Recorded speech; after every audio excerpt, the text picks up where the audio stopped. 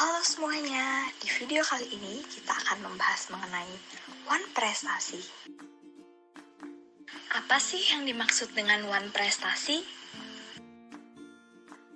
One Prestasi adalah pelaksanaan kewajiban yang tidak dipenuhi atau secara umum disebut ingkar janji.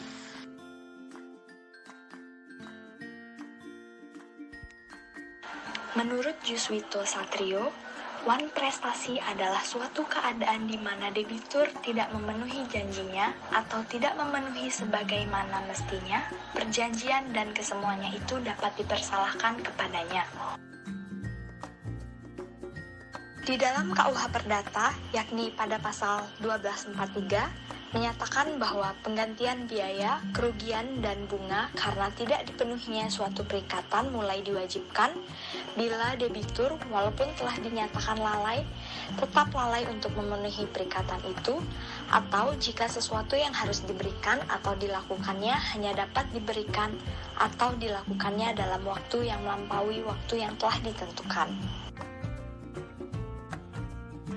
Berdasarkan pengertian One Prestasi, maka kita dapat mengetahui unsur-unsur dari One Prestasi, yakni ada perjanjian yang disepakati, ada pihak yang melanggar atau tidak melaksanakan isi perjanjian yang sudah disepakati, sudah dinyatakan lalai tetapi tetap tidak mau melaksanakan isi perjanjian. Apa saja sih macam-macam One Prestasi? Macam-macam One Prestasi ada 4, yaitu yang pertama, tidak berprestasi sama sekali, yang kedua, berprestasi tetapi tidak tepat waktu, yang ketiga, berprestasi tetapi tidak sesuai perjanjian, dan yang keempat, melakukan hal yang dilarang dalam perjanjian. Untuk memahami lebih lanjut, mari kita simak contoh kasus berikut ini.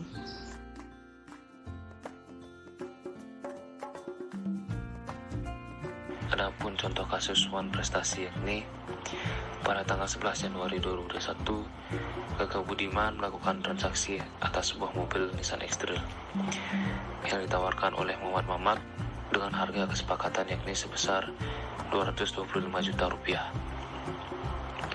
Keduanya bersepakat untuk menuangkan poin-poin kesepakatan dalam sebuah perjanjian buah tangan. Salah satu poin dalam perjanjian tersebut yakni penjual wajib menyerahkan kelengkapan surat mobil berupa BPKB kepada pembeli selambat-lambatnya 1 minggu setelah dilakukan transaksi atau paling lambat pada tanggal 18 Januari 2021.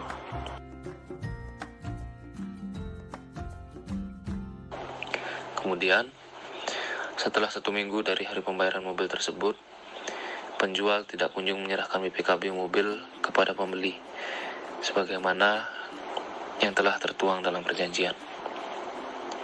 Sampai akhirnya pada tanggal 11 Februari 2021, pembeli didatangi oleh seseorang yang mengakui memiliki mobil Nissan X-Trail tersebut dengan memperlihatkan KTP atas nama Sirini serta BPKB dari mobil tersebut. Selain itu, seseorang yang bernama Sirini itu juga memperlihatkan kunci kontak reserve yang bisa dipakai membuka pintu serta membunyikan dan mematikan mesin mobil yang dibeli oleh pembeli.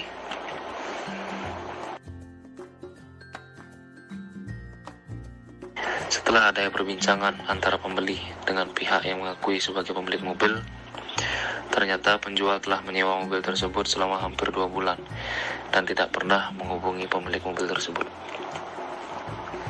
Atas kejadian tersebut, pembeli mengalami kerugian dan harus kehilangan mobil yang baru dibelinya akibat adanya One Prestasi yang dilakukan oleh penjual. Dari contoh kasus tersebut, adapun indikator yang menyatakan bahwa kasus tersebut merupakan kasus One Prestasi adalah yang pertama, adanya hubungan hukum antara penjual yakni Muhammad Mamat dan pembeli yakni Kakak Budiman yang tercipta karena adanya suatu perjanjian buah tangan terkait transaksi jual beli sebuah mobil Nissan X-Trail. Yang kedua, adanya kelalaian, yakni penjual tidak dapat menyerahkan BPKB mobil sebagaimana yang telah disepakati oleh kedua belah pihak. Lalu, bagaimana sih penyelesaian kasus One Prestasi?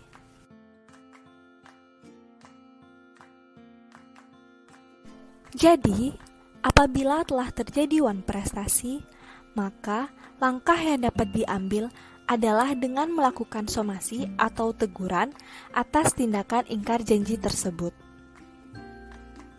Somasi adalah surat teguran dari kreditur atau dalam kasus ini yakni pembeli kepada debitur atau penjual agar dapat memenuhi prestasi sesuai dengan isi perjanjian yang telah disepakati. Pada umumnya, somasi dapat dilakukan sebanyak 3 kali, yakni dengan somasi 1, somasi 2, dan yang terakhir, somasi 3.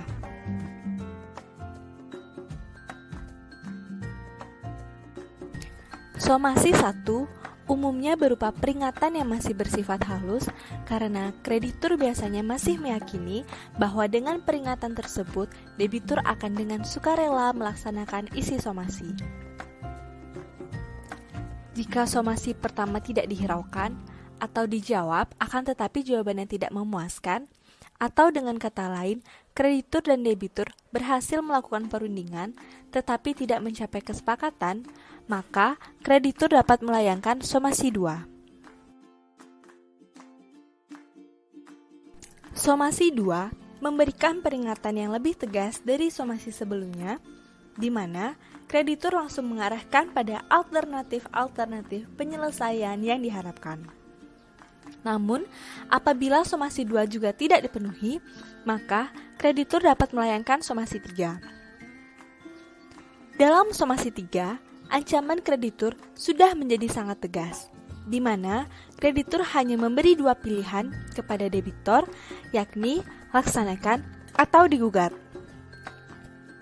Jika somasi 3 tidak dipenuhi, maka kreditur dapat meminta pengacaranya untuk membuatkan surat gugatan ke pengadilan guna menuntut pembatalan perjanjian sekaligus menuntut ganti rugi.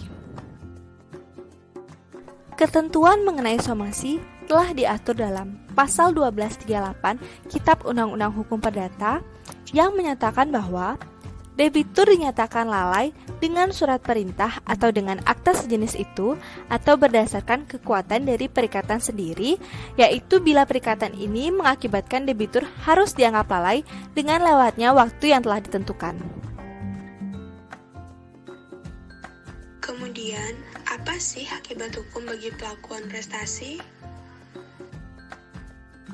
Nah, mengenai akibat hukum bagi pelakuan prestasi dapat kita lihat berdasarkan Kitab Undang-Undang Hukum Perdata, yakni pada Pasal 1243 KUH Perdata, Pasal 1266 KUH Perdata, dan Pasal 1237 Ayat 2 KUH Perdata.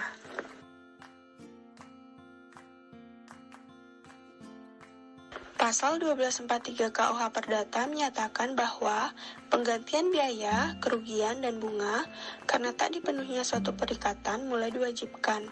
Bila debitur walaupun telah dinyatakan lalai, tetap lalai untuk memenuhi perikatan itu, atau jika sesuatu yang harus diberikan atau dilakukannya hanya dapat diberikan atau dilakukannya dalam waktu yang melampaui tenggang waktu yang telah ditentukan. Pasal 1266 KUH Perdata menyatakan bahwa syarat batal dianggap selalu dicantumkan dalam persetujuan yang timbal balik. Andai kata salah satu pihak tidak memenuhi kewajibannya, dalam hal demikian persetujuan tidak batal demi hukum, tetapi pembatalan harus dimintakan kepada pengadilan. Pasal 1237 ayat 2 KUH Perdata menyatakan bahwa apabila perjanjian itu untuk memberikan sesuatu, maka resiko beralih kepada debitur sejak terjadi wan prestasi.